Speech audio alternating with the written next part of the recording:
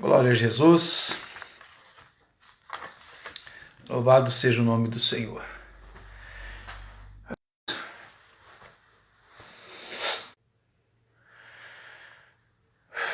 Aleluias. Dá o seu ok aí, para nós começarmos a ministrar a palavra de Deus, uma palavra abençoada nesta noite. Está tudo certinho aí, dá o seu ok. Para mais uma noite, para nós participarmos do nosso banquete espiritual.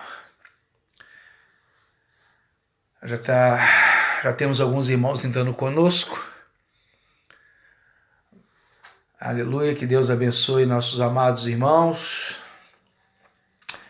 Vânia Nascimento, conterrânea, Deus abençoe. Aparecida Isabel Tavares, que Deus abençoe a sua vida. Vamos aguardar mais alguns irmãos, dá o seu joinha aí, para a gente dar um início. Vamos estar fazendo uma oração, vamos estar lendo a palavra de Deus. A irmã Ete Carvalho está sempre conosco, né, irmã Ete? Acho que é isso mesmo, né, Ete, né? Ete Carvalho, Deus abençoe. Ajude, nossa princesa também está conosco. Deus abençoe, em nome de Jesus. Vai entrando, vai dando seu ok aí para nós iniciarmos. Em nome de Jesus. Aleluias. Vamos estar fazendo uma oração, pedindo a graça, a misericórdia do Senhor. E vai ser uma noite muito especial na presença de Deus. Coisa boa, indispensável, é a oportunidade de estarmos reunidos na presença de Deus. A paz do Senhor para o nosso amado irmão Inácio, lá da Batista, Manancial. Deus abençoe a vida do irmão. Fica aí conosco. Vai dando seu ok. Júlio César também está sempre conosco aí, né? Eu fico observando, fico marcando aqui o rostinho dos irmãos. Pai do Senhor, irmã Gilda, essa também é de carteirinha, está sempre aí conosco aí. Deus abençoe a vida da irmã, a família. Vamos orar, vamos falar com Deus. Deus tem uma palavra de direção, de renovo, de restauração para a nossa vida. A irmã Lúcia, irmãzinha Lúcia, Pai do Senhor, que Deus abençoe. Amado Senhor, em nome de Jesus, nós queremos, ó Pai amado, te dar graças por mais um dia, ó Deus, onde a tua misericórdia, a tua graça, o teu sustento, a tua proteção esteve sobre nossas vidas, nos guardando, nos livrando, nos sustentando com a destra da tua justiça, Pai. Obrigado, Senhor, por esse tempo, essa oportunidade tão preciosa de poder estar aqui, reunidos, ó Pai, com tantos irmãos que estão participando conosco, para juntos, ó Deus, meditarmos na inefável, insubstituível, poderosa palavra do Senhor. Ilumina, Deus, a nossa mente, ó Deus, que a tua presença se manifeste de uma forma gloriosa na vida de todos, em nome de Jesus. Que seja uma noite de salvação, de renovo espiritual, de direcionamento do teu Santo Espírito, Pai. Seja uma noite de milagres. A tua palavra, Deus, ela é poder de libertação, de cura, de transformação. Todos aqueles a quem o Senhor colocar diante dessa live, Pai. Que sejam, Deus, profundamente abençoados em nome de Jesus. Amém e amém. Sejam bem-vindos em nome de Jesus. Tem a nossa irmãzinha lá de Ouro Verde de Minas, a irmã Aurora Araújo, seja bem-vinda em nome de Jesus. Deus abençoe a sua vida. Vamos à palavra de Deus? Então vamos à palavra do Senhor. Você que tem a sua Bíblia em casa, seja qualquer Bíblia, seja protestante, seja católica, eu vou ler o livro do profeta Oséias e E eu quero, nessa live, nessa ministração, pedir que você fique com a sua Bíblia aberta, porque quem já está sempre conosco aqui sabe que eu gosto de me pautar na leitura bíblica, na palavra de Deus. Eu estou aqui somente como um explanador da palavra de Deus, né? O pregador é aquele que explana a palavra de Deus. Então eu vou ler vários versículos com os irmãos dentro do livro de Oséias. Então fique aí com a sua Bíblia aberta, faça suas marcações, suas anotações, e eu tenho certeza que Deus vai falar profundamente ao seu coração. E eu vou ler como base dessa mensagem o capítulo 3 do profeta Oséias, tá bom? No meio da Bíblia é Salmos, Provérbios, Eclesiastes, Cantares, Isaías, Jeremias, Ezequiel, Daniel, Oséias, tá bom? Para você achar de forma mais fácil, deixe aí e nós vamos meditar muito nessa oportunidade.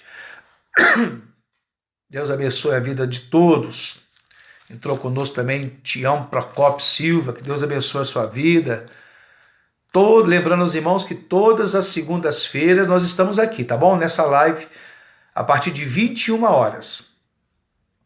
E vocês estão convidados a participar conosco. Divulgue, compartilhe, anuncie, tá bom? Aquele que já participa conosco sabe o quanto nós nos dedicamos a nos atermos somente na própria revelação da palavra. A deixar a própria Bíblia falar, o próprio Senhor falar através da sua palavra. Esse é o nosso propósito, né? De sermos fidedignos com a palavra do Senhor. Achou aí o livro de Oséias? Então nós vamos ler no capítulo de número 3. Então durante a semana você compartilhe, divulgue, tá bom? Convide. Todas as segundas-feiras nós estamos aqui na live. E eu convido você também a se inscrever no nosso canal no YouTube, tá bom? Nós temos aí alguns projetos aí de Deus aí, e estamos começando esse projeto, né, na realidade.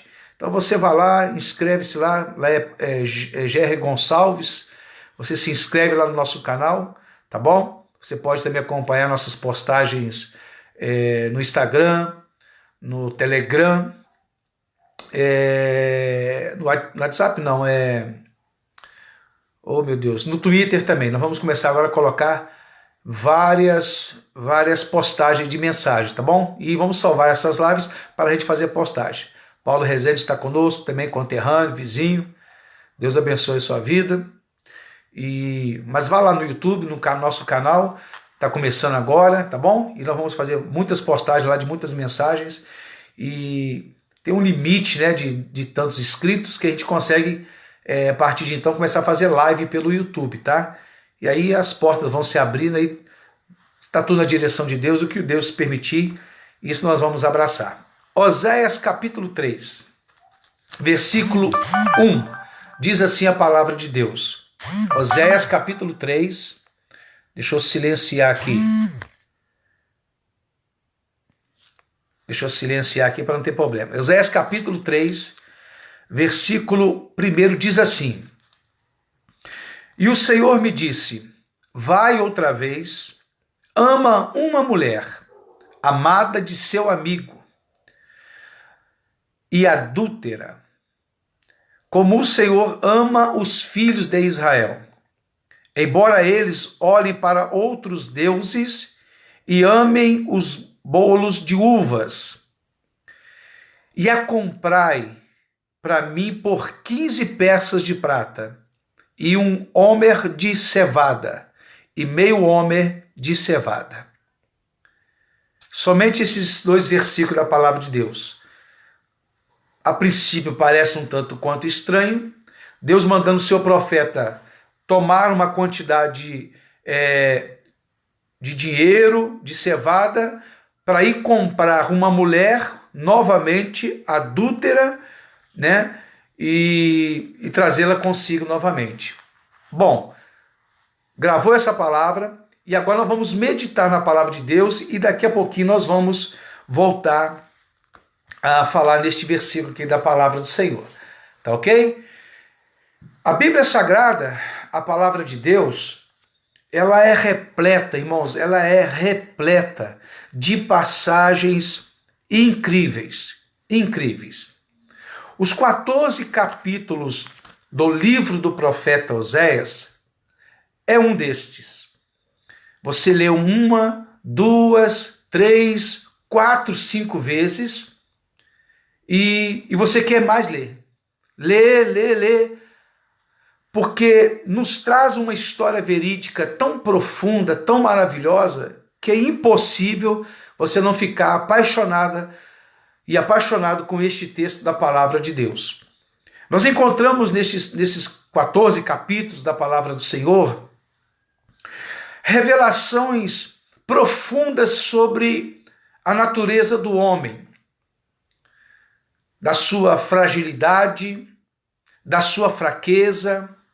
Ele nos mostra como nós somos tendenciosos, inclinados a sempre escolhermos o caminho errado.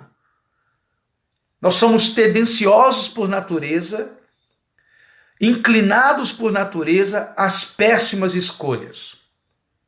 E por um outro lado, além dessa passagem revelar essa natureza real do ser humano, por outro lado, ela revela um pouco mais sobre as verdades de Deus, sobre os seus atributos, sobre o seu caráter.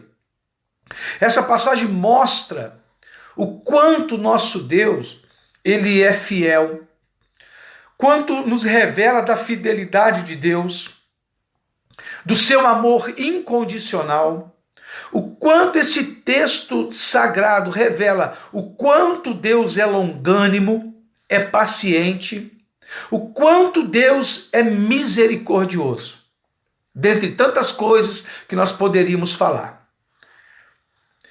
Se você me perguntasse assim, pastor Jair, me define o que é misericórdia. Eu definiria dizendo para você que misericórdia é você estar com as 2 mãos estendidas permanentemente para alguém que não merece. Misericórdia é você estar com as 2 mãos estendidas permanentemente para alguém que não merece. Isto é misericórdia. Todos nós conhecemos a passagem que está nos evangelhos, Mateus capítulo 14, vai nos dizer que os discípulos do Senhor estavam em alto mar, no mar da Galileia, e a Bíblia diz que eles estavam sendo assolados pelas ondas, havia uma grande tempestade, e naquele cenário Jesus aparece andando sobre as águas do mar da Galileia. Quando ele ainda estava distante, a Bíblia diz que os seus discípulos atemorizaram, dizendo e pensando que fosse um fantasma. E Jesus disse, não tenhais medo, porque sou eu. Jesus se identifica. À medida que Jesus se aproxima do barco, fica mais nítido o conhecimento de quem ele é. Quanto mais Jesus se aproxima de nós, mais nós sabemos e o enxergamos com mais nitidez. Quando Pedro ouviu Jesus dizendo que era ele, Pedro disse assim, se é o Senhor, me fazem ter contigo. E Jesus disse, vem. Porque tudo que o Senhor quer é que você saia do barco da sua insignificância, saia do barco da sua religiosidade, saia da sua zona de conforto, saia da rotina destrutiva que você aceitou como seu modelo de vida e vá na direção dele. Quando uma alma clama para poder ir na sua direção, se encontrar com ele, a resposta de Jesus sempre será essa, vem.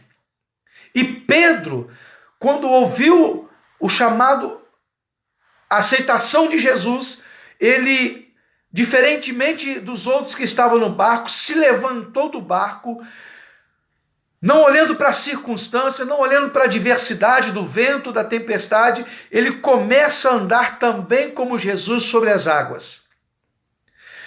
Veja como que é maravilhoso o olhar para o Senhor. Você sai de uma rotina destrutiva, de um campo de destruição e começa a andar em terra de milagre, em caminho de sobrenaturalidade, em caminho de sobrenatural. Você caminha agora no lugar que é impossível para você e eu caminharmos. Mas se Jesus disse, vem, ele vai garantir que você vai andar nesse lugar de milagres, nesse lugar de sobrenaturalidade. Pedro ouviu Jesus dizendo isso. Pedro olhou para Jesus e Pedro começou a caminhar também, a exemplo de Cristo, sobre as águas. Mas num determinado momento, Pedro começa a olhar para o vento, começa a olhar para a circunstância, começa a olhar para as adversidades, tirou os olhos de Jesus e bastou ele tirar os olhos de Jesus e ele começa a afundar. Ele começa a dar tudo errado.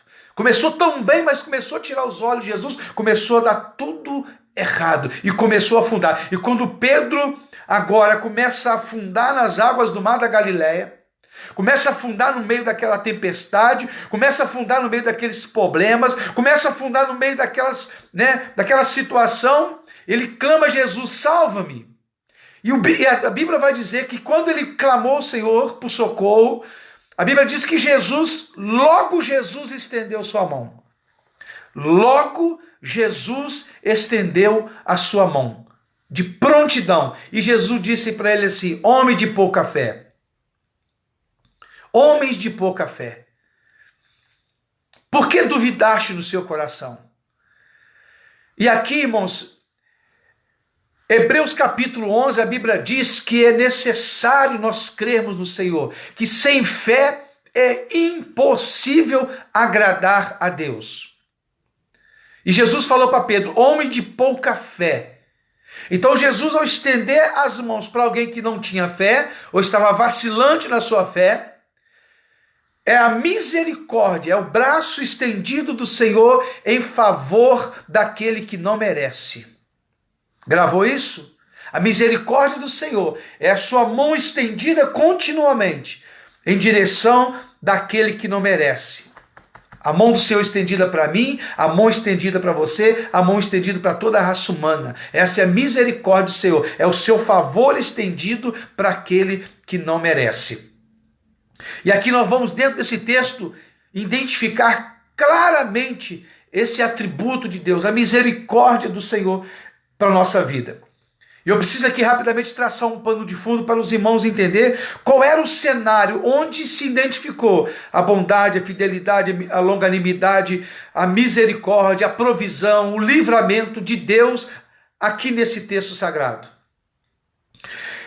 O período monárquico de Israel, ou seja, o período que Israel teve como a sua regência um rei, durou em torno de 490 anos. Começou com seu primeiro rei, o rei Saul, no ano 1050, obviamente, antes de Cristo. Ele reinou por 40 anos. Seu sucessor foi Davi. E Davi reinou também por 40 anos, do ano 1010 ao ano 970. O seu sucessor foi o seu próprio filho, o rei Salomão, que governou Israel do ano 970 ao ano 930. Os três primeiros reis, no período monárquico de Israel, governaram Israel por 40 anos. E exatamente nesse período de 120 anos de monarquia, Israel era uma única nação. Era apenas um povo. Mas em função, conforme 1 Reis capítulo 11, da idolatria de Salomão, que não vigiou, não guardou a direção de Deus para a sua vida, a sua palavra, o reino de Israel ele foi dividido. Agora, ele não mais era uma nação, mas foi dividido em duas nações, após a morte do rei Salomão. A primeira divisão ficou chamado como a nação do norte, e teve como seu rei um valente chamado Jeroboão, que havia sido levantado por Salomão, o próprio Salomão, como um dos líderes dentro do seu reino. E ele ficou governando sobre 10 tribos de Israel, tendo como capital Samaria. Roboão, o filho de Salomão, ficou governando a nação do sul, que tinham duas nações, na realidade 2 nações e meia, Judá e Benjamim, e a meia tribo de Manassés. A partir de então, né, Israel não era mais uma única nação, mas agora Israel havia sido dividido em duas nações. O reino do norte, com 10 tribos e meia, tendo como sua sede Samaria, e o reino do sul, agora com 2 nações e meia, Judá e Benjamim, a meia tribo de Manassés, tendo como sua capital Jerusalém. O Israel como um todo, esse período de um pouco mais de 350 anos, que Israel foi dividido, as duas nações, tanto a do norte como a do sul, eles tiveram 39 reis. O reino do norte teve 19 reis e o reino do sul teve 20 reis durante todo esse período de mais de 350 anos. Desses 39 reis, ouça o que eu vou te dizer. Desses 39 reis, apenas 6 reis foram tementes a Deus. E estes 6 reis que foram tementes a Deus foram 6 reis que pertenciam ao reino do sul, a Judá, lá em Jerusalém. Os outros 19 reis de Israel, do reino do norte, e mais 13 do reino do sul, foram reis ímpios, reis pagãos, reis que andaram desalinhado com a vontade, com os parâmetros de Deus, com a sua lei. Então perceba que de 39, 33 reis, eles foram reis pagãos, idólatras. 33 reis, durante todo esse tempo, imaginemos qual era o ambiente, qual era a condição espiritual de Israel, dos dois reinos. Tendo 33 reis ímpios, pagãos, violentos, idólatras, por tanto tempo sobre o trono de uma nação. Qual era a condição espiritual dessa nação? Israel vivia, uma depravação espiritual inimaginável. Vivia uma condição social desigual. Vivia uma condição política muito atribulada. E é dentro desse cenário, que surge o profeta Oséias. Então, para os irmãos entender qual foi o cenário, o pano de fundo, que Deus levanta esse profeta. E aqui é importante ressaltar, salientar, que a função do profeta não era somente de trazer uma mensagem preditiva, ou seja, uma mensagem profética, uma mensagem de Deus para um acontecimento futuro. Não. Além da mensagem preditiva, os profetas do Senhor também tratavam e muito na exortação do povo, na cobrança nas questões morais do povo, quando o povo, como eu disse no início, tendencioso e se inclinando para o caminho que o distanciava de Deus, quando seus líderes, seus sacerdotes se acomodavam com essa condição, o profeta, que era um representante de Deus no meio do povo, ele estava incumbido de trazer o povo a essa responsabilidade. E esses profetas de Deus, eles dirigiam as suas mensagens para o povo, eles dirigiam as suas mensagens para os líderes, para os sacerdotes, e Deus os levantava para estar até mesmo diante dos reis, dado a responsabilidade destes profetas. Para os irmãos terem uma noção como era a vida desses profetas, eu quero aqui, Mateus capítulo 23, no versículo 37, o próprio Cristo diz assim, quando ele entrou em Jerusalém: Jerusalém, Jerusalém, que mata os teus profetas, aqueles a quem te são enviados. Quantas vezes vos quis ajuntar, como a galinha junta os seus pintinhos? Quantos profetas Deus enviava para trazer a correção, o prumo, para trazer a direção correta para aquele povo que estava por inúmeras vezes, reiteradas vezes afastado do Senhor. Quantas vezes Deus levantou profetas E para os irmãos terem uma ideia de como Deus levantava esses profetas, eu vou ler aqui o livro do profeta Jeremias. Deixa a sua Bíblia lá no livro do profeta, Oséias. Quando ele levanta o profeta Jeremias, no capítulo de número 1, a Bíblia diz assim, vou ler o texto para os amados. E estendeu o Senhor a mão, tocou-lhe a boca e disse o Senhor, eis que eu ponho as minhas palavras na tua boca. Deus falando para o profeta Jeremias. E no versículo 9, ele diz assim, olha, versículo 16, ele diz assim, e eu pronunciarei contra eles os meus juízos. Olha que Deus entregou para o profeta Jeremias. Por causa de toda a sua malícia, pois me deixaram a mim, e queimaram incenso a deuses estranhos, e se encurvaram diante das obras de suas mãos.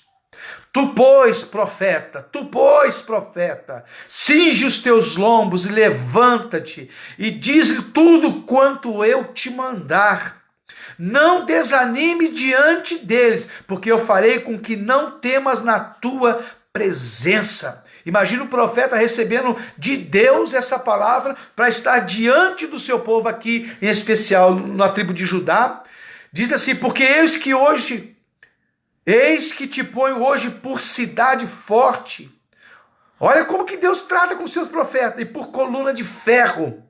E por muros de bronze contra toda a terra. E contra os reis de Judá. E contra os seus príncipes. E contra os seus sacerdotes. E contra o povo da terra. Lembra que eu acabei de falar aqui agora? Que Deus levanta os profetas para falar com o povo. Para falar com o sacerdote. Para falar com o rei. E eles pelejarão contra ti.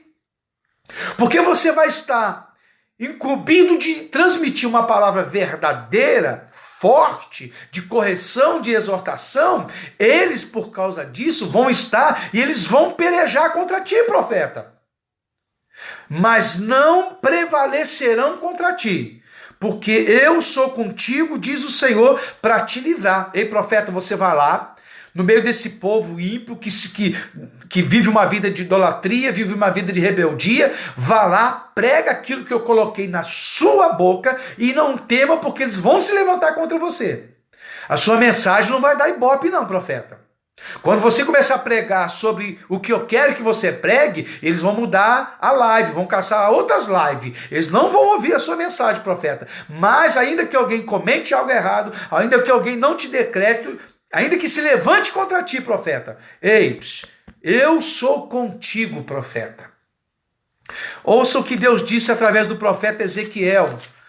Outro profeta levantado pelo Senhor no capítulo 2. No capítulo 2, isso tudo para os irmãos entenderem o que é que o profeta Oséias estaria enfrentando. E aqui, irmão, vou falar de coisas aqui que são assustadoras. No capítulo 2, ouça o que o Senhor disse para o profeta Ezequiel. E disse-me, filho do homem, põe-te em pé, e eu falarei contigo.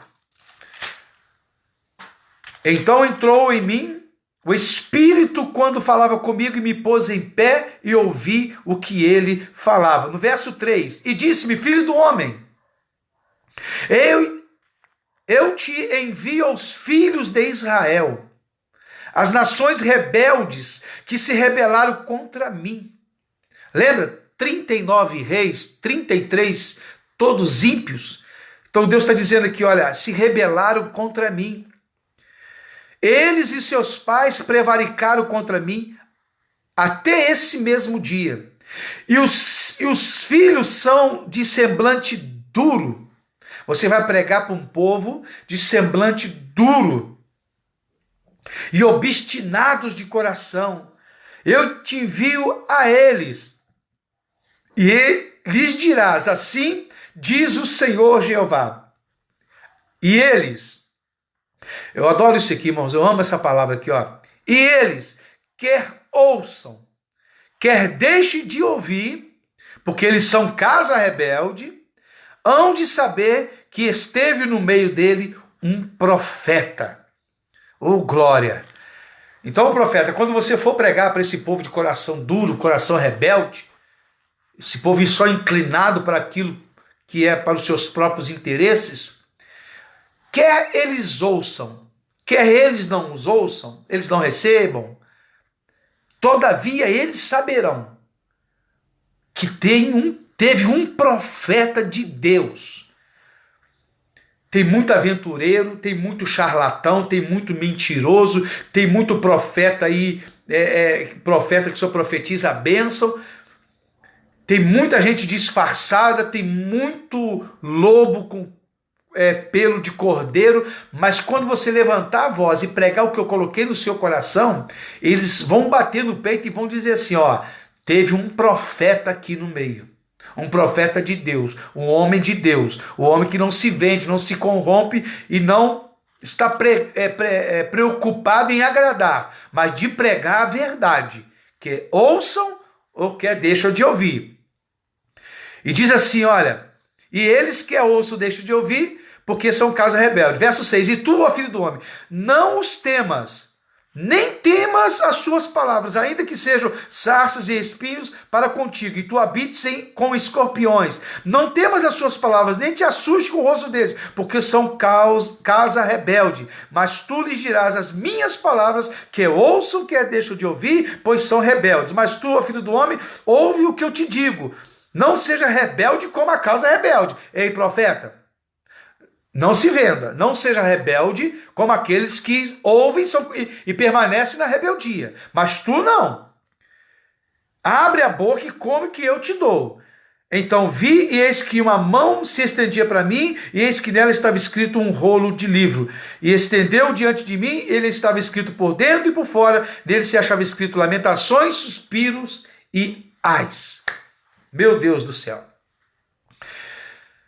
Nesse caso aqui, irmãos, da palavra de Deus, nós entendemos qual era o sentimento do profeta, né? Você vai pregar, esquece de ibope, esquece de fama, esquece de tapinha nas costas, esquece de mensagem de autoajuda. Eu quero que você pregue o que eu te der. Come desse rolo, alimente desse rolo, dessa palavra, que é a palavra de Deus, e entregue, quer ouçam, quer deixem de ouvir.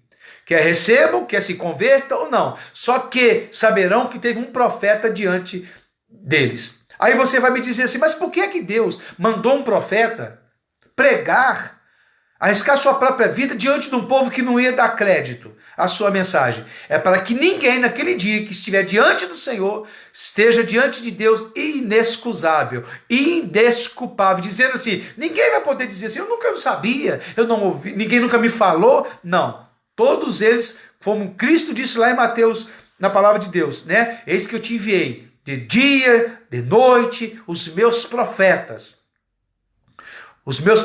para falar exatamente acerca dessa correção. O profeta Oséias, entrando agora no texto de Oséias, irmãos, a sua mensagem, o seu ministério, ele foi um ministério singular. Se já foi difícil para Jeremias, para Isaías, para Ezequiel, para Amós, para todos os outros profetas, se já foi difícil para esses homens ter que pregar uma mensagem de exortação, de arrependimento, imagine o profeta Oséias.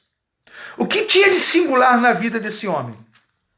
O profeta Oséias não somente ia pregar a mensagem, mas ele próprio, com a sua própria vida, com o seu próprio testemunho, seria a mensagem. Ele não ia pregar somente a mensagem, ele ia viver a mensagem. Os outros profetas, a maioria pregou as mensagens, e recebeu a revelação e entregou. O profeta, além de receber, ele teve que viver.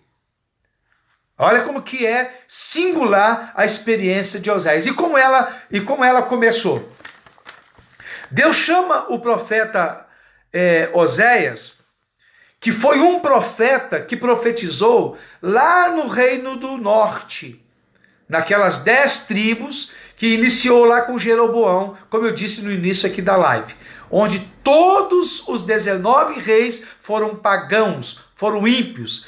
E eu disse que havia um declínio espiritual, havia lá uma desigualdade muito grande, havia idolatria exacerbada, havia um contexto destrutivo que aquele povo vivia longe de Deus. E é lá naquele povo, com esse perfil, que Deus levanta o profeta Oséias. Profeta, é hora de você entregar a minha mensagem. E Deus chama o profeta Oséias, eu disse para você ficar com a sua Bíblia aberta, no capítulo 1, no versículo de número 2, diz assim, olha, o princípio da palavra do Senhor para Oséias. Disse, pois, o Senhor a Oséias, vai, toma uma mulher de prostituição. Vai, toma uma mulher de prostituições e filhos de prostituição, porque a terra se prostituiu, desviando-se do Senhor. Sabe o que Deus estava falando para o profeta Oséias? É hora de você casar, profeta. É hora de você contrair o matrimônio. Imagina a alegria do profeta. Que bênção, Deus está me direcionando para eu contrair as minhas núpcias. Fico imaginando a alegria no coração daquele homem de Deus, representante de Deus. Aí Deus vai dar a sequência da revelação, dizendo assim, sabe onde você vai buscar a sua esposa? Você vai buscar a sua esposa lá no prostíbulo. Imagina o espanto, a surpresa do profeta Oséias. Como assim? Eu vou me casar com uma mulher de má fama? Exatamente foi essa ordem que Deus deu para o profeta Oséias. Eu fico aqui conjecturando, a Bíblia não diz, imagina o profeta Oséias dizendo assim, mas Senhor, eu sou o representante do Senhor. Eu sou um profeta aqui nessa terra. O que dirão quando me vir andando pelas ruas de Israel, de mãos dadas com uma mulher de má fama? Imaginemos a preocupação do profeta Oséias. Eu imagino Deus respondendo exatamente isso. Esse é o comportamento do povo. Porque dentro da tipologia, a mulher que se chama Gomer, eu vou falar daqui a pouco, ela é o símbolo, essa mulher da casa de prostituições, essa mulher de má fama, ela na tipologia tipifica a própria nação de Israel. Veja o peso dessa mensagem. E essa mulher de má fama da casa de prostituições, que estaria se casando com o profeta Oséias, o profeta Oséias é dentro da tipologia do próprio Deus. Então seria Deus andando com a sua nação. Oséias com a prostituta. Então quando ele estivesse andando no meio da rua, nas terras ali do Reino do Norte, quando todos olhassem para o casal Oséias e Gomer, todos eles se perguntassem para Oséias o que é que ele estava fazendo, Oséias estaria respondendo com o seu próprio testemunho, dizendo assim, o meu casamento retrata o relacionamento de Israel com Deus. É desse jeito, durante o dia, anda de mãos dadas comigo. Durante o dia, apresentam os seus sacrifícios, os seus holocaustos. Durante o dia, apresentam as suas ofertas. Durante o dia, fazem seus períodos de oração, de intercessão. Durante o dia, me adoram. Anda de mão dada comigo. Mas à noite se prostitui com Baal, com a idolatria, com os deuses da prostituição. Essa era a condição de Israel. Ora, estava andando com o verdadeiro Deus. Ora, estava andando com seus amantes. O que Deus está repreendendo nessa palavra, quando nós falamos de prostituições, dentro do contexto que nós estamos apresentando pela palavra, exatamente, tanto literalmente, Israel se prostituía fisicamente e se prostituía espiritualmente. Fisicamente e espiritualmente. Sem temor de Deus, o povo é capaz de fazer qualquer coisa. Essa mulher, por nome de Gomer, que representa Israel, dentro desse contexto, de fato, tipifica a nação de Israel. Só que agora, a mensagem não é específica para Israel, mas é específica para aqueles que se diz ser povo de Deus, para aqueles que estão ainda no mundo da iniquidade. Hoje, essa palavra vem falar conosco e fazer esse paralelo, porque hoje a igreja é o povo de Deus. Só que o povo de Deus, naquela época, que era específico, a representação pela nação de Israel, vivia esse caminho de prostituições. E hoje essa mensagem ela é estendida para aquele que se diz povo de Deus, também é hoje para a igreja do Senhor.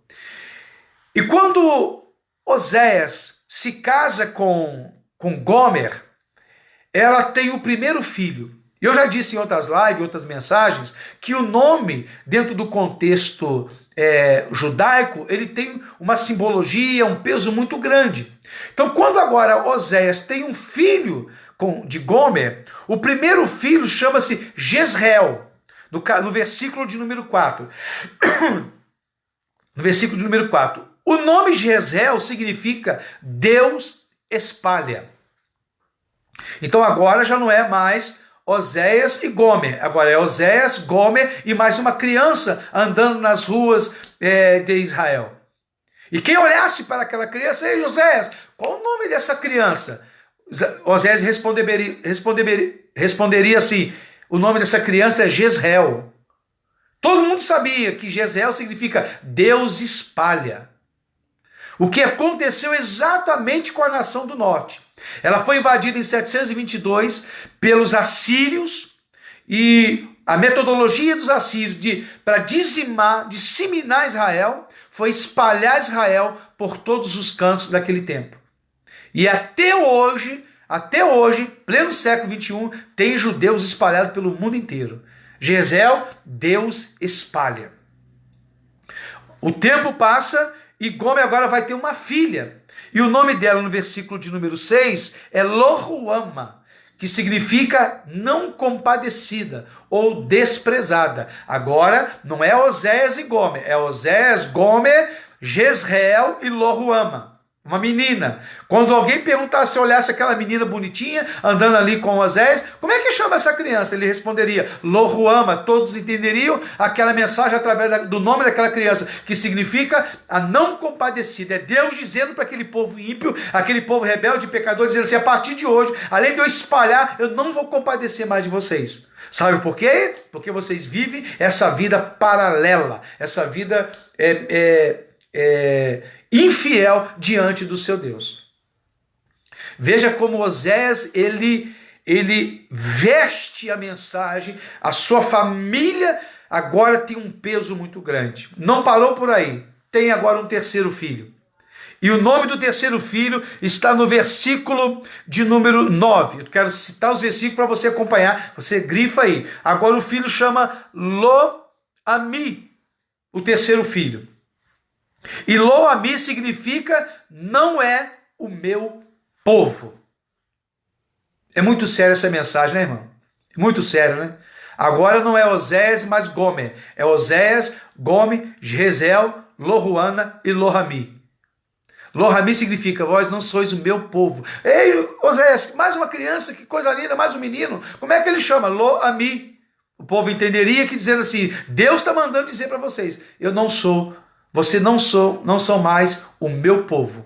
Espalharei-vos, não terei compaixão de vós, serás desprezada e vós não sois o meu povo. A mensagem principal como um cartão de visita pela vida do profeta. Só que Deus, aí eu falei no início que Deus é tão tremendo, e Deus é tão glorioso, Deus é tão especial, Deus é tão único, que no versículo de número 10, embora o profeta tenha trazido essa mensagem com tanto peso que nos assusta, não é verdade? Deus falando para mim e para você aqui hoje nessa live, vou te espalhar, não terei, não compadecida, não terei compaixão de vós, e vós não sereis o meu povo. Olha Deus falando para mim isso para você. Olha que mensagem séria. Só que no versículo de número 10, depois dessa palavra de exortação, uma cobrança para que o povo viesse se reposicionar, no versículo de número 10, Deus deixa uma palavra de consolo. Deus deixa uma palavra de esperança. Deus faz isso, né, irmãos? Diz assim, olha, todavia, oh glória, todavia, o número dos filhos de Israel será como a areia do mar, que não se pode medir-se, nem contar-se. E acontecerá que no lugar onde se lhe dizia, vós não sois o meu povo, se lhe dirá, vós sois o Filho de Deus, os filhos do Deus vivo. E os filhos de Judá e os filhos de Israel juntos se congregarão e constituirão sobre si uma única cabeça e subirão da terra, porque grande será o dia de Jezreel. Que coisa linda, né, irmão? Que palavra gloriosa, né? Eu falei que eu vou te espalhar, que eu não terei misericórdia de vós e que vocês não são meu povo. Mas todavia, eu falei lá no início da misericórdia do Senhor. Vou relembrar o que é misericórdia. É ter as mãos estendidas continuamente para quem não merece. Embora o povo estivesse nessa condição, a mão de Deus ainda estava estendida sobre o povo. No capítulo 2, no versículo de número 1, para nós aqui estendermos a mensagem, Gomer, Israel, estava nessa condição. Talvez como muitos de nós que estamos assistindo desse jeito. Estamos vivendo desse jeito. Às vezes eu e você, né, em um determinado momento da nossa jornada, estamos glorificando a Deus, adorando a Deus, cultuando a Deus, aqui na live, uma bênção, aqui de terno e gravata, que bênção, dando glória a Jesus, e ouvindo louvores, né, ouvindo mensagens, pregações, indo no culto, mas isso não é constante. Talvez em um determinado momento a gente abandona isso tudo, coloca no segundo plano e começa a dar as mãos para Baal. Começa a enveredar, nos inclinarmos para a prostituição espiritual, física. Não é verdade? Essa mensagem é muito atual. Essa mensagem é muito atual. É à toa que Deus está mandando eu pregá-la. É à toa que Deus mandou eu assumir a responsabilidade do profeta, pregando primeiro para mim e para você. Porque a nossa história, nosso relacionamento com Deus não tem sido, cada um faça a sua própria análise, tão diferente quanto a nação de Israel. No capítulo 2, verso de número 2, ele diz assim, olha, verso 1 e 2, olha, ouça o que Deus está dizendo. Dizei aos vossos irmãos, a mim e a vossas irmãs Ruama, contendei com vossa mãe, contendei porque ela não é minha mulher e eu não sou seu marido, e desvie ela as suas prostituições da sua face e os seus adúlteros de entre os seus peitos. Sabe o que Deus está falando aqui? Clame para que Israel levante os seus filhos de Israel e façam um conclave, grite para que Israel se desperte. Os filhos, clame para que a mãe se desperte e abandone o caminho do pecado, o caminho da idolatria. Levante os seus filhos, erege a bandeira da santidade, da obediência, para que Israel como um todo, para que Gomer, ela volte para a fidelidade ao seu marido. É como Deus falando assim para a igreja hoje, né? Que levante os sacerdotes, os profetas, os levitas, os seus filhos e clame para que a igreja do Senhor como um todo, o corpo de Cristo, se volte para a sã doutrina, se volte para a verdadeira adoração, se volte para o cristianismo genuíno. Que não viva uma vida paralela, uma vida de contaminações com o mundo, que ela abandone os seus amantes, que ela abandone a prostituição, que ela abandone a idolatria e se volte para o seu único Senhor, a saber, Deus. Conclame os seus filhos a fazerem isso.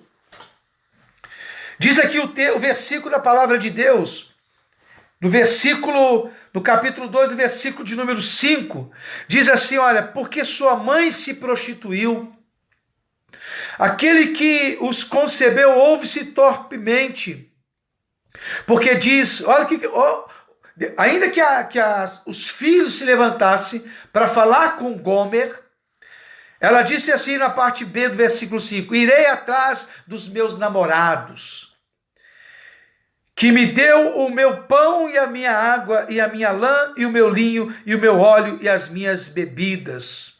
Sabe qual foi a primeira resposta dela? Quando os filhos de Oséias foram falar com ela, para que ela reconsiderasse, para que ela voltasse para casa, para sua casa, para o seu marido, sabe o que ela disse? Eu irei. No primeiro momento ela não recebeu aquela palavra de correção. Não bastou, né, que os filhos clamassem para que ela tomasse uma posição, e ela disse: não, eu irei, eu vou viver a minha vida, eu vou curtir a minha vida, tem muita coisa para eu fazer, eu quero ainda me deleitar nos meus prazeres, eu quero ainda usufruir dos prazeres, né, do meu corpo, dos prazeres que a vida nos proporciona. Não aceito, eu não quero ficar, né, dentro de uma casa com limitações, não, eu quero ter liberdade. Esse negócio de submeter-se à doutrina, isso é uma prisão. Eu quero gozar da minha liberdade, eu quero ser dono do meu tempo, eu quero eu mesmo construir os meus passos. Sabe o que é que Deus fez? No versículo de número 6, no capítulo de número 2, você está entendendo que eu estou fazendo questão, como eu faço com todas as lives, de ler o capítulo, o versículo, para você meditar? Porque tem muita gente que, embora já tenha lido, talvez nunca se atentou de uma forma mais profunda quanto é pregar a palavra de Deus, né? E que Deus possa estar me usando para te iluminar. Talvez alguém possa dizer assim: meu Deus, está escrito aqui, eu nunca percebi que é assim. Mas Deus levanta, né, os seus profetas para jogar luz naquilo que está um tanto quanto obscuro. No versículo de número 6, aí Deus vai falar para ela: portanto, eis que cercarei o teu caminho com espinhos e levantarei uma parede de sebe para que ela não ache as suas veredas. Sabe o que Deus está falando? Eu vou colocar barreiras no caminho de Gomer. Eu vou colocar impedimentos no caminho de Israel. Eu vou colocar espinhos. Eu vou colocar aqui, olha, impedimentos. E aqui, irmãos, é muito profundo, povo abençoado de Deus. Deus estava colocando adversidades. Deus estava colocando provas, lutas diante de Israel. Mas não é porque Deus tem prazer, né, de ver os seus filhos sofrerem. É aqui que muitos de nós nos enganamos. Essas barreiras que Deus coloca, oh glória, amados, é para que ela não se perdesse ainda mais. É para que ela não se aprofundasse ainda mais no caminho de erro, no caminho de morte, a qual ela estava dirigindo, a qual ela estava seguindo. Ela estava indo tão rápida para o abismo, Israel estava indo tão rápido para o abismo, talvez eu e você e muitos que estão ouvindo, está indo numa direção tão contrária, tão diferente de Deus, estamos num caminho e confiante que nós fizemos as escolhas certas, e de repente no meio da nossa caminhada, da nossa jornada, algo acontece, algo nos paralisa, e a gente leva um susto porque estava tudo muito bem, e agora Deus para tudo, mas Deus só colocou essa barreira para que você não aprofundasse mais, não tivesse e alcançasse, louvado seja o nome do Senhor, o lugar de sofrimento, de morte. Deus permite a adversidade na minha vida e na sua vida, não é para te provocar simplesmente dor, não, é para impedir que você aprofunde mais no caminho do erro, no caminho de morte, que você estava cegamente andando como Israel estava andando. Aí Deus coloca barreira, irmãos, e quando a pessoa entra numa prova, numa luta, numa adversidade, é normal, é natural dizer assim: vou orar a Deus, para Deus remover essa barreira. Eu estava indo tão bem, aí eu fui acometido dessa enfermidade, aí eu fui acometido desse vento, né? O dinheiro sumiu, aí deu problemas, aí vou pedir a Deus para Deus, vou fazer campanha, vou entrar na campanha de oração, vou fazer isso. Irmãos, Deus não vai tirar, Deus está mandando dizer para você, Deus não vai tirar. Porque se Deus tirar essa barreira, você morre. Deus está mandando dizer para não adianta você orar para Deus tirar, não.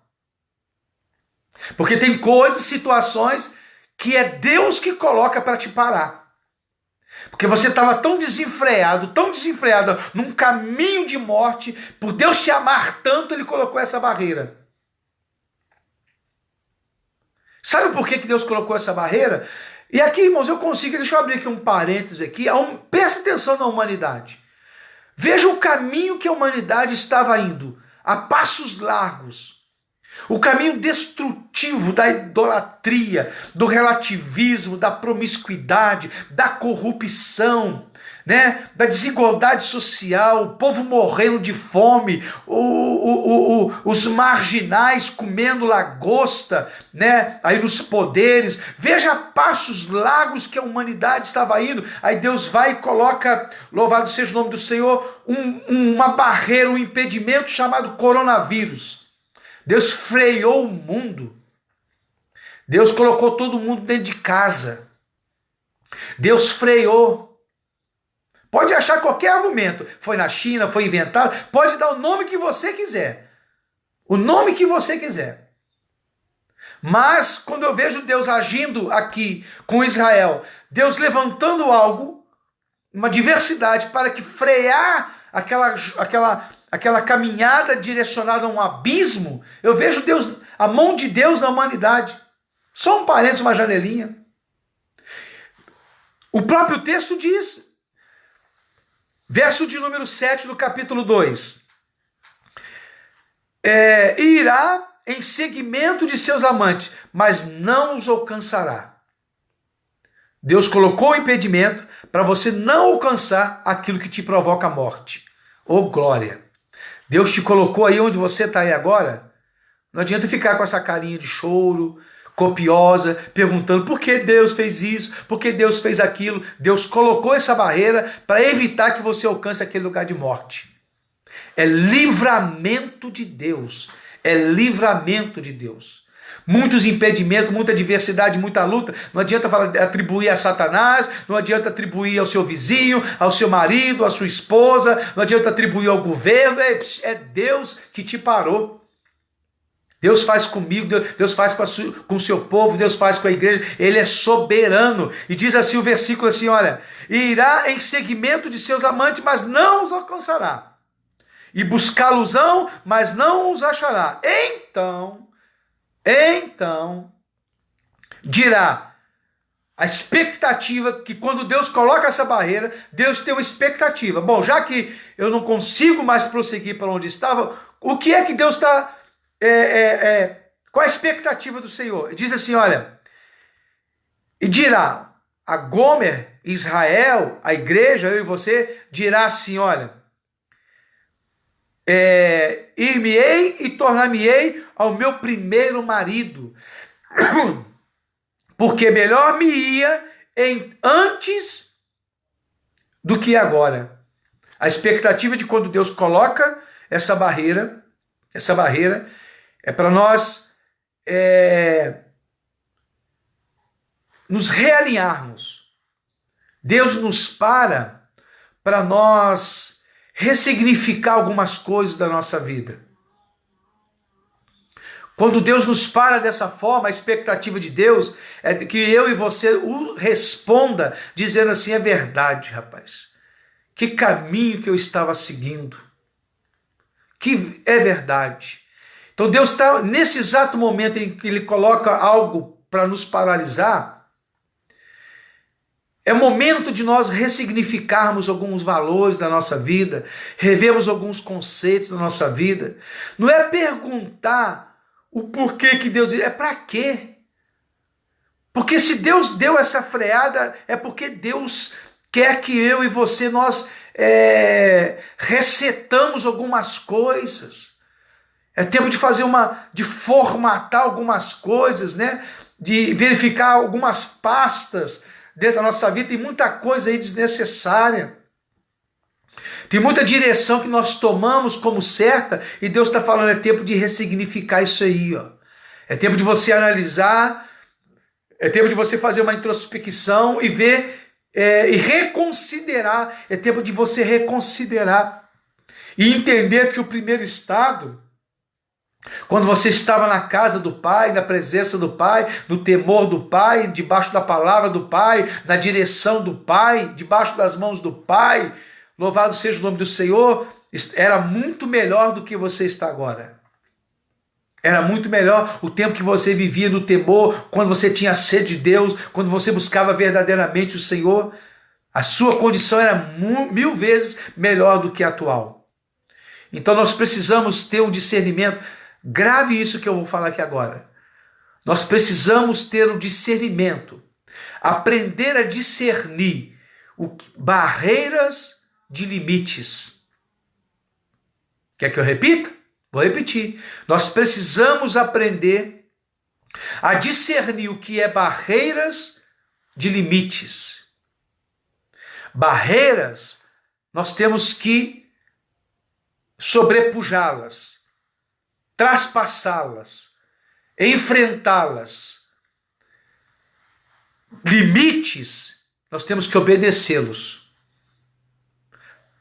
Essa falta de discernimento de que é barreira e limites faz com que eu e você ficamos perdidos, sem entender a direção de Deus. E nós queremos romper limites que Deus estabeleceu. Mas limites que Deus estabelece não é para nós rompermos, é para nós acatarmos. Barreiras, sim. Barreiras que a vida nos proporciona, que a circunstância nos proporciona. Em Deus nós vamos superá-las. Na direção de Deus, seguindo a orientação do Senhor. Então aprenda a discernir barreiras de limites. Não lute contra limites que Deus impõe. Ou glória. Ou aleluia. Vença barreiras que o mundo coloque, mas respeite limites que Deus impõe. Amém, irmãos? Que Deus abençoe os irmãos. Que os irmãos compreendam essa palavra. Vamos aprofundar um pouco mais. A primeira mensagem, os filhos foram contender com ela, ela não aceitou. Ela foi diante dos seus amantes. Quando Deus colocou a barreira, quando Deus colocou o impedimento, mas ela não teve o discernimento, como muitos cristãos hoje não têm, que é enfrentar limites. Achar que tudo é uma coisa só. Ela não acatou. Gomer era danada, né, irmão? Israel era danado. Temoso, artinhosa, ela não acatou. Então o que é que Deus vai fazer? Deus vai afunilar, Deus vai estreitar ainda mais. Então Deus vai dizer assim, olha, portanto, tornar-me-ei, ela não reconsiderou, ela não quis reavaliar sua condição, ela não quis dar o braço a torcer, não, eu estou certo, eu sei o que eu estou fazendo. Ah, é? Então o que é que Deus faz? Tornar-me-ei a seu tempo. Bom, já que você é tão autossuficiente, diz assim, olha, tirarei o seu grão, o seu mosto, no tempo determinado, vou arrebatar a sua lã, o seu linho, que cobriu a sua nudez, descobrirei a sua vileza diante dos teus olhos, diante dos seus namorados, vou mostrar para todo mundo que você não é nada, que você não tem nada disso, que você não pode nada. Então, ou seja, eu vou te mostrar quem de fato você é. E farei cessar o seu gozo, Deus falando com ela assim, olha, eu vou tirar a sua alegria. Embora essa alegria seja falsa, esse sorriso amarelo, eu vou tirar essa alegria. Eu vou acabar com as suas festas, vou acabar com os seus churrascos. Eita nós! As suas luas novas, os seus sábados e todas as suas festividades, e devastarei a sua vide, a sua figueira. Do que ela diz, esta é a paga que me deram os meus amantes, e eu farei dele um bosque. Aí vai dizer assim no versículo 14, o ápice, portanto, eis que eu a trairei e a levarei para o deserto, e ali falarei ao seu coração. Sabe o que Deus estava dizendo aqui? Não ouviu o apelo, não reconsiderou os sinais que Deus deu. Então eu vou tirar tudo, vou remover tudo, e vou te levar para o deserto, e lá eu vou falar no seu coração. Por que Deus vai falar ao coração de Israel? Por que Deus vai falar ao coração da igreja? Por que Deus nos leva para o deserto para falar o meu, o seu coração? O próprio profeta Jeremias 17, verso 9, diz assim, olha, enganoso é o coração do homem. Quem entenderá? Quem o compreenderá? São aqueles que andam segundo, né, a sua própria direção. Eu sei que eu faço o que dá no meu coração. Eu senti no coração de fazer isso. Aí Deus está dizendo assim, pois é. Eu vou te levar para o deserto e vou te mostrar o que é que tem dentro do seu coração. E vou te mostrar que esse seu coração ele é enganoso. E vamos continuar para o texto aqui. Vamos continuar. No verso 14, Deus faz isso. Vamos pular para o capítulo de número 6. Então, quando a coisa apertou, quando a coisa agora estreitou, para nós caminharmos para o final da live, quando a coisa estreitou, no capítulo de número 6, eu só estou pontuando, tá, irmãos? Não dá para dissecar 14 versículos, 14 capítulos.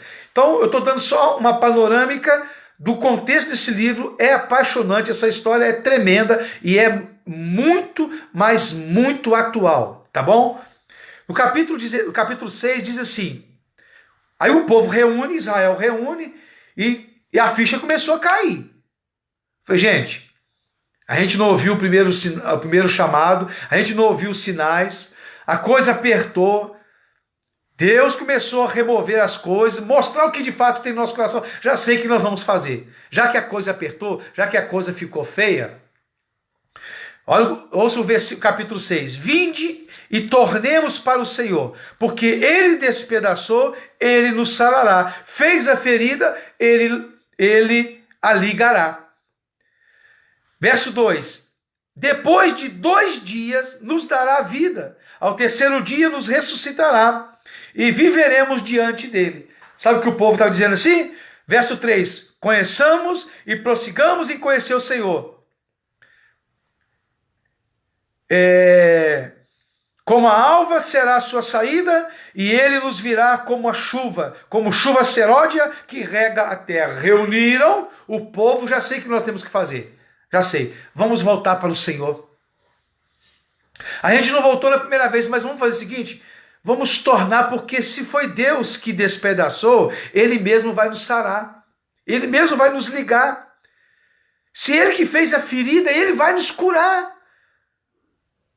E depois de 2 dias, está tudo resolvido. Ele vai nos dar vida de novo. Conheçamos e prossigamos em conhecer o Senhor. Aí você fala assim, né? Que bênção, né? Que maravilha, o povo agora enfim reconheceu. Gomer enfim reconheceu. Que bênção, né? Que maravilha. Vamos voltar para o Senhor. Só que se você analisar o capítulo 6, não é tão simples assim, não. Aqui começa a mostrar uma coisa que é muito real em nossos dias.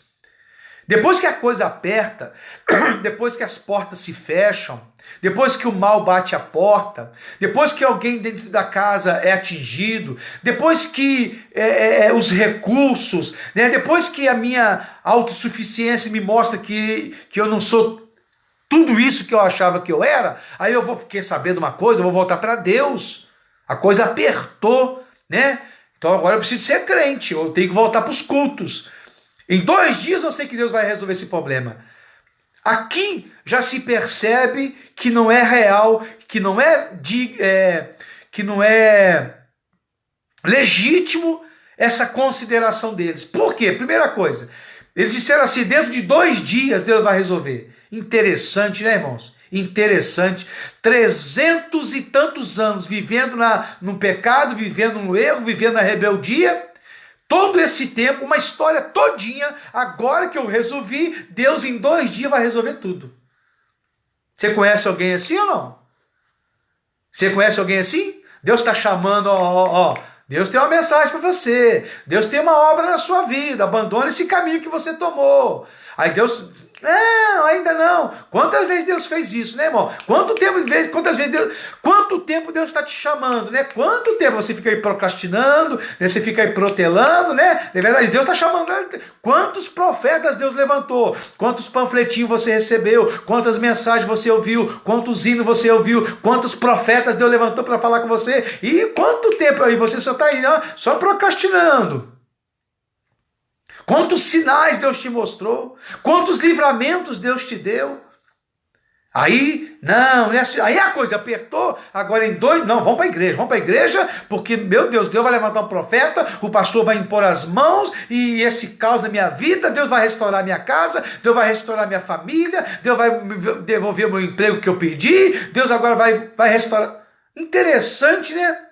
Bastou 390 anos de erro e agora Deus tem obrigação de, em 2 dias, Deus fazer tudo aquilo que você protelou. Deus tem que ser urgente. A nossa resposta não. Veja que aqui a coisa não é tão simples assim. Vivemos na rebeldia, vivemos no erro, procrastinando porque nós sabemos que Deus tem nos chamado, nós não podemos negar isso. Aí quando a coisa aperta, a gente quer que Deus faça em 1 semana. Embora ele tenha poder de estalar o dedo e fazer, ele não vai fazer desse jeito não. Porque tem um processo, tem um trabalhar, tem um mover de Deus nesse negócio aí. Não é simplesmente propor terno e gravata e correr para a igreja com a Bíblia debaixo do braço, fazer coquinho no cabelo, não é fazer um culto na sua casa, não é assim não, vai resolver. Porque o próprio Deus disse, não sou eu, o pastor Jé, que está dizendo isso não. Por isso que eu faço questão de ler Bíblia. No verso de número 4 diz assim, que te farei, ó Efraim, né, ó Israel.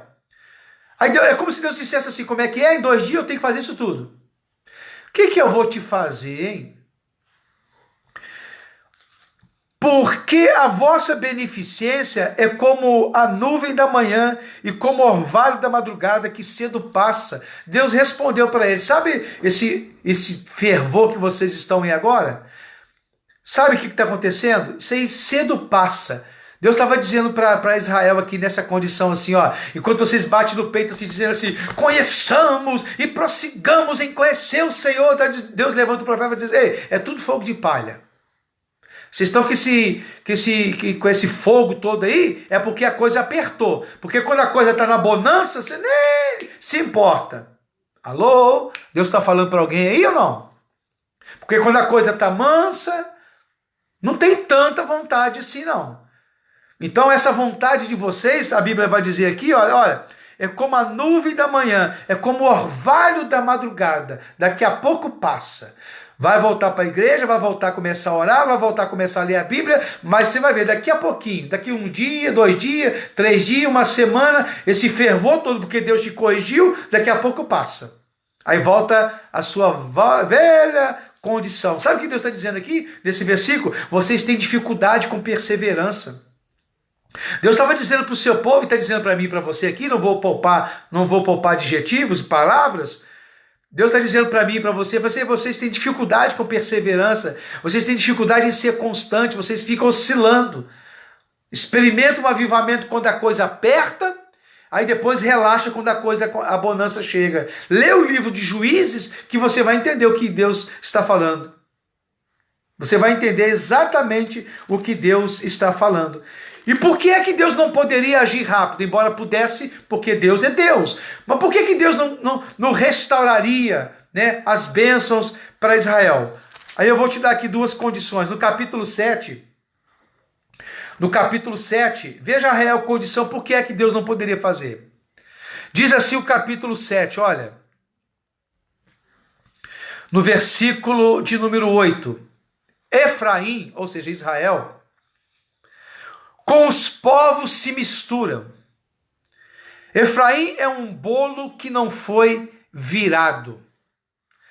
Deus está dizendo assim para o povo, sabe por que eu não posso te dar de mão beijada o que você quer? Porque tem coisa importante a ser feito primeiro na sua vida. Primeiro ele vai destacar duas observações. Primeiro, vocês com os povos se misturam. Meu Deus. E segundo momento, vocês é como um bolo que não foram virado. Deus está dizendo assim, olha, Deus está dizendo assim, nesse bolo que é vocês, Deus fazendo uma comparação, tem parte que ainda está cru. De repente quem olha para a aparência de vocês vai dizer assim, não, eu estou pronto. Mas tem parte desse bolo que não foi assado, que não passou pelo fogo. E o interessante é que essa parte que não passou pelo fogo é a parte interior. Eu vou descodificar para você aqui. Tá com cara de crente, tá com roupa de crente, tá com roupa de crente, tá com palavras de crente, tá com atitude de crente, mas por dentro ainda está cru. Por dentro ainda não teve transformação. Por dentro ainda, ele vai dizer no primeiro momento, com os povos você se mistura. Tá com cara de que é um bolo perfeito, mas você é um bolo que não foi virado. Não tem partes ainda que você não passou pelo fogo da depuração. Tem partes que não foi assada. E essa parte precisa de ser tratada. Essa parte precisa de ser curada.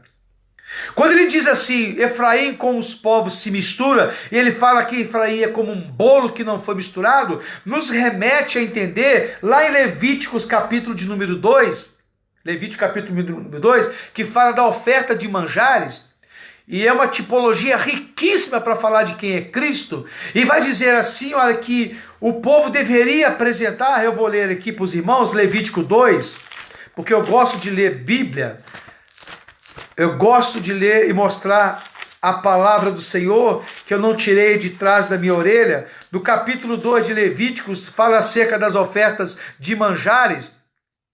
E quando alguma pessoa oferecer oferta de manjares ao Senhor, a sua oferta será flor de farinha. A sua oferta será de flor de farinha. Nela, na flor de farinha, deitará azeite e porá incenso sobre ela. Isso aqui é uma tipologia de Cristo, tá? Como assim, pastor Gé? Está falando de Cristo? O próprio Cristo disse lá em João 6,48, e ele é o pão vivo que desceu do céu. Oh, glória! Jesus disse que ele é o pão da vida. E pão é feito de quê? De farinha. Então, olha que coisa maravilhosa, irmãos. Então, dentro dessa oferta de manjares, traz uma tipologia de quem é Cristo, tá bom?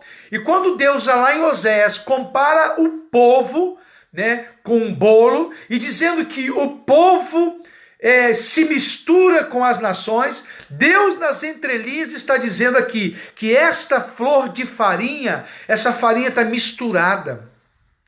Além de ser um bolo que tem partes que não passou pelo fogo, essa farinha ainda não é pura. Essa farinha, ela é misturada. Pesado, né, irmãos? Misericórdia. A palavra de Deus está boa, tá? Fala a verdade. Ela é sempre perfeita. Ela é sempre reveladora. Ela nos deixa assim de boca aberta, não é verdade?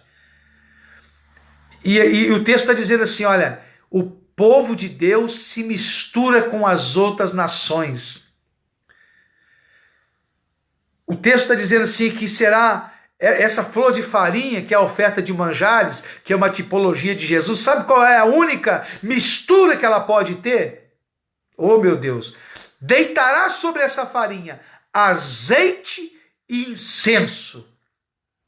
Essa farinha que é a nossa vida diante de Deus, a única coisa que ela pode estar misturada é no azeite e no incenso. Ela não pode estar misturada com farinha de péssima qualidade, com farinha lá do mundo. A minha vida tem que estar amassada no azeite e no incenso. Oh, glória seja dada ao nome do Senhor. Essa farinha tem que ser pura como Cristo é o pão vivo. Farinha, Jesus era farinha sem mistura e sem fermento. A única coisa que tinha em Jesus era azeite, a presença do Espírito Santo, e tinha a verdadeira adoração como incenso. Ei, irmão, receba essa palavra. Louvado seja o nome do Senhor, porque a Bíblia diz que aquele que se constitui amigo do mundo se torna inimigo de Deus. O povo de Deus não é farinha misturada. O povo de Deus é farinha amassada no óleo, no azeite e no incenso. Ele vive uma vida cheia de Deus, cheio do Espírito Santo, e tem uma vida de verdadeira e genuína adoração. Oh, glória seja dado o nome do Senhor. Aleluia. Oséias capítulo 7. Oh, maravilha de Deus. Está sentindo a presença de Deus aí, amados? Que Deus abençoe fortemente a sua vida. Sabe uma segunda razão? Versículo de número 11, já estou caminhando para o final. Versículo 11, ele vai dizer assim, Efraim é como uma pomba enganada, sem entendimento, invoca o Egito e vão para a Síria. Sabe por que Deus precisava de corrigir Israel? Sabe por que Deus está precisando de corrigir eu e você, a sua igreja? É porque ele está dizendo assim, na condição que você está, você é como uma pomba enganada. O que é, pastor Jerry, uma pomba enganada? É uma pomba que não acerta o seu alvo nunca. Meu Deus do céu. Ele vai dizer ainda, tem uma outra passagem, Louvado seja o nome do Senhor. Ela nunca sabe onde coloca os seus pés. E tem uma outra passagem que ele vai dizer como um arco enganador, ou seja, que nunca acerta o alvo. Começa muito bem, inicia-se muito bem, mas quando chega no meio do caminho, ele se desvia. Ele nunca acerta o alvo. Por que a minha vida nunca dá certo, né? Eu achei que agora ia dar certo.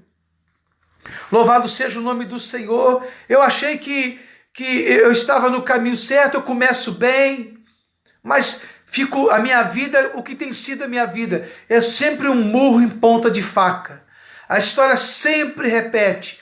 Meu relacionamento começa bem, daqui a pouco eu erro o alvo. A minha família começa bem, daqui a pouco eu erro o alvo. O meu ministério começa bem, daqui a pouco eu erro o alvo. Eu sempre começo bem, achando que tudo vai dar certo. Mas eu sou como esta pomba enganada, como esse arco, louvado seja o nome do Senhor, que nunca acerta o alvo. E isso é destrutivo.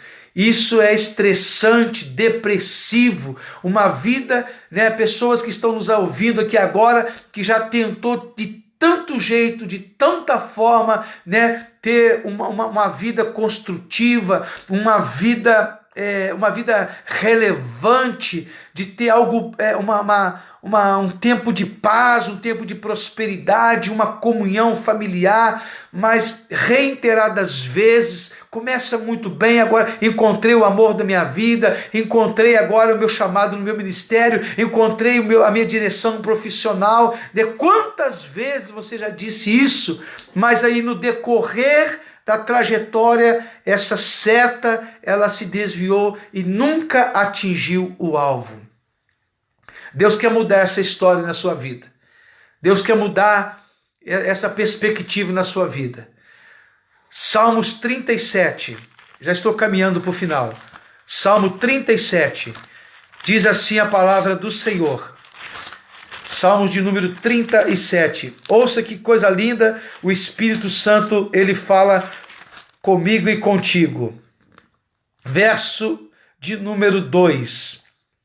Verso de número 3, Salmos 37, meus amados. Olha, ouça o que Deus diz para mim e para você que se identificou com esta revelação. Confia no Senhor. Confia no Senhor e faz o bem, e habitarás na terra, e verdadeiramente será alimentado. Ei, deleita-te também no Senhor, ou seja, tenha prazer no Senhor, e Ele te concederá o que deseja o teu coração. Entrega o seu caminho ao Senhor, confia nele, e Ele tudo fará. E Ele fará sobressair a sua justiça como a luz e o teu juízo como o meio-dia. Sabe o que Deus está mandando dizer para mim e para você? Ei, deleita-te no Senhor. Isso é palavra que cura alma com depressão. Isso é palavra que levanta vidas que estão enfermas. Isso é palavra de cura. Deleita-te, tenha prazer no Senhor. Ele concederá o desejo do teu coração. Quantos desejos estão aí entulhados? Quantos sonhos, quantos projetos? Quantas coisas você tentou com seus próprios esforços, era o teu sonho, era o teu projeto, mas a coisa desencadeou e hoje você só tem lembranças. E Deus está dizendo assim, ei, para você, deleita-te no Senhor, tenha prazer no Senhor, que Ele concederá o desejo do teu coração. Deus está dizendo assim, basta tão somente você crer e esperar no Senhor, que isso que está no seu coração, e Deus manda te dizer, é Ele mesmo quem colocou. Aleluia, entrega o teu caminho.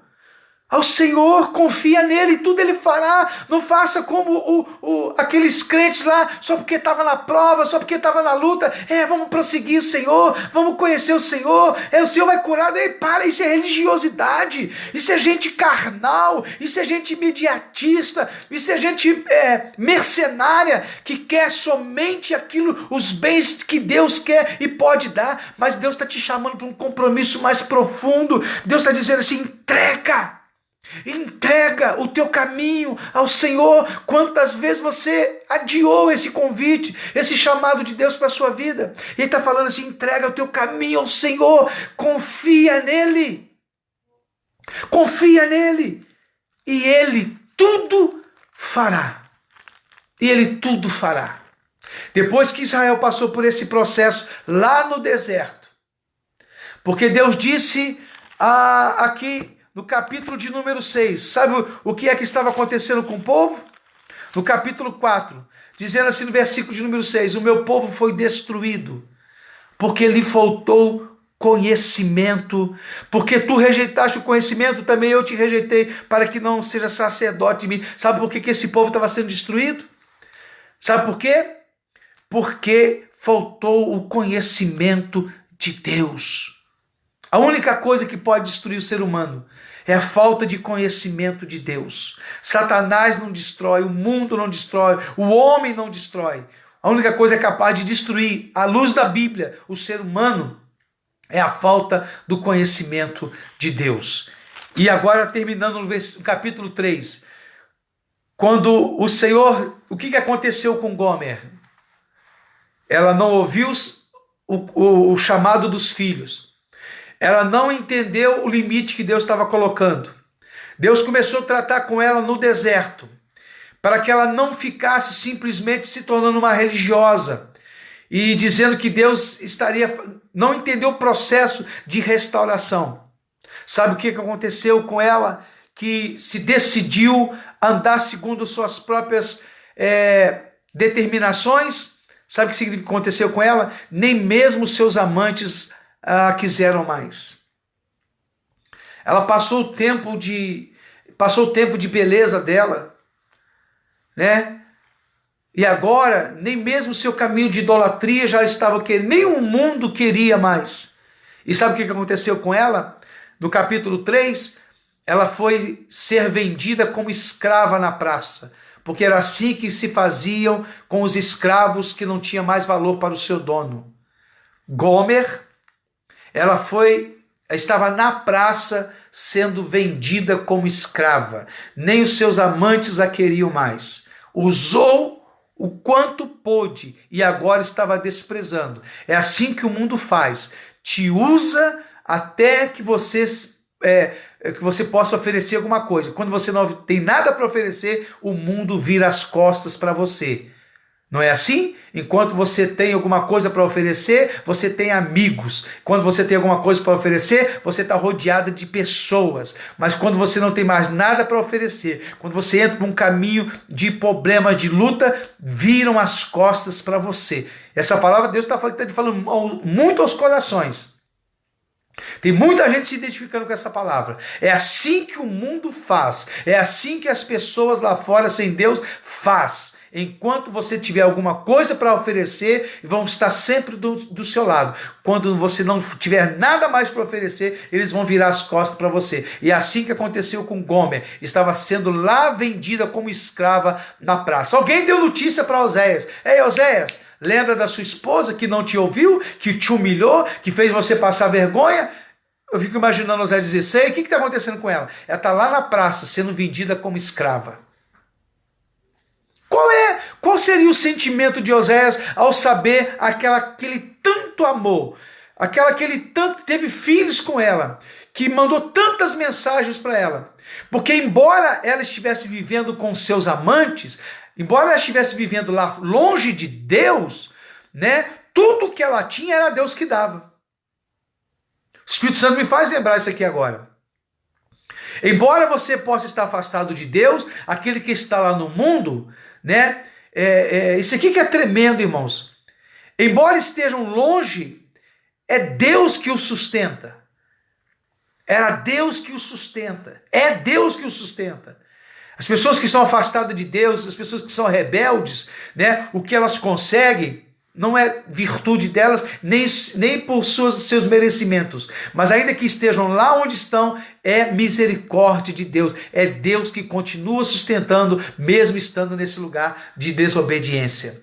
É Deus. Israel não reconheceu isso. Não reconheceu. Atribuía a tudo que ele tinha as suas próprias virtudes e aquilo que o mundo estava te dando. O glamour do mundo. As pessoas. Mas era o próprio Senhor, ainda no estado de desobediência, sendo fiel com o seu povo. Então agora, quando eu fico aqui imaginando Oséias, a atitude de Oséias, qual foi o primeiro sentimento? Ir lá em Gomer e jogar tudo na cara dela. Bem feito aí, ó. Eu te avisei. Quantas vezes eu quis, né? Te trazer para dentro de casa e você não quis. Agora que você quebrou a cara, agora que você está sendo vendida como escrava, agora que ninguém te dá valor a você, bem feito, falta de aviso não foi. Será que Oséias estava com esse sentimento? Será? Diante de tanta rebeldia, diante de tanta vergonha. Sabe o que Deus mandou falar com Oséias? Aqui no capítulo 3. Você vai lá, Oséias, leva 15 peças de prata, um homer de cevada e meio homer de cevada. Sabe o que Deus estava falando? Você vai, pega esses valores, vai lá na praça, no lugar que ela está passando vergonha, no lugar que ela está sendo vendida como escrava. Você vai lá e você vai comprá-la e você vai trazê-la novamente para dentro de casa. Oh, Jesus é bom. Jesus mandou ele lá, vai lá e tampa a pedra, vai lá e acaba de humilhar. Não, Deus falou assim para Oséias, vai lá e compra ela e traga ela para dentro de casa. Como Gomer, como Israel, muitas vezes nós fazemos assim, estamos distante de Deus. Talvez você esteja sentindo dessa forma, por ter andado pelo caminho da rebeldia e hoje está afastado de Deus, está se sentindo como Gomer, na praça vazia, abandonada pelo mundo. Mas a palavra de Deus nessa noite, ela está indo de encontro aonde você está. E ela está dizendo assim, olha, o preço já foi pago, lá na cruz do madeiro, com sangue precioso de Jesus Cristo. Jesus está mandando dizer para você aqui nesta noite, ei, Jesus comprou você com o teu sangue precioso. Está dizendo para mim e para você, olha, ei, para o mundo você pode não ter valor, para o mundo pode ter desprezado, seus amantes ter te abandonado, mas eu te comprei com sangue carmesim, e é hora de você sair desse lugar de escrava e ir para a casa do seu Senhor. Louvado seja o nome do Senhor. O mundo te desprezou, mas Deus não te desprezou. A sua história pode ter sido a pior história que você viveu até o dia de hoje. Não sei quantos anos você tem, não sei quantas perdas você tem, eu não sei quantas vezes você foi rebelde, mas hoje a palavra de Deus está indo em sua direção. Essa palavra gloriosa. E Deus está mandando dizer assim, eu fico imaginando Gomer lá na praça, vendo Oséias vindo na sua direção. Fico imaginando o sentimento que ela estava tendo. E Oséias dizendo assim para ela assim, ei, eu já te comprei. Já foi pago o seu valor. Vamos voltar para casa. É tempo de voltar para casa. É tempo de voltar para casa. O Senhor está dizendo assim, o teu valor, o teu preço já foi pago. O teu pecado já foi perdoado. As suas rebeldias já foram desconsideradas. Basta tão somente hoje você receber dessa palavra, se posicionar diante do Senhor, tomar Oséias pela mão e voltar para o lugar de onde você nunca deveria ter saído. Amém? Mais uma vez a live se prolongou, né, irmão? Mas não dá para deixar de falar da palavra de Deus. Irmãos, que Deus abençoe em nome de Jesus. Fico com essa palavra. E eu quero aqui mais uma vez agradecer os irmãos. Tem o nosso irmão Estevão Nogueira, lá de Soledade, Minas. Que Deus abençoe a sua vida. Voltando tudo ao normal, nós vamos estar lá ministrando a palavra de Deus. O irmão Mateus Antônio também está aqui, em nome de Jesus. A nossa irmãzinha Raquel. Deus abençoe a irmãzinha Raquel, em nome de Jesus, o varão, a criança aí, irmã Tatiana, Cristina, estou só olhando aqui alguns irmãos aqui, que Deus abençoe, a irmã Luciana Sanguim também está aqui, irmão Adilson de Freitas, Deus abençoe, nosso irmãozinho Raniel, Deus abençoe a sua vida, louvado seja o nome do Senhor. Tem Paulo Afonso, Patrícia Pressato, os conterrâneos aqui, nossa irmã Lúcia, Rai Nonata, e tem um povo tremendo aqui. Deus abençoe, em nome de Jesus, nossa irmã Aurora Araújo. Irmãos, que Deus abençoe, e lembrando os irmãos, na segunda-feira nós estaremos aqui novamente para trazer uma palavra de Deus. Traga a Bíblia, traga caneta, papel, porque nós vamos sempre discorrer na luz da palavra do Senhor. Compartilhe essa mensagem, divulgue, e que Deus abençoe a sua vida em nome de Jesus. Deus abençoe, fique na paz.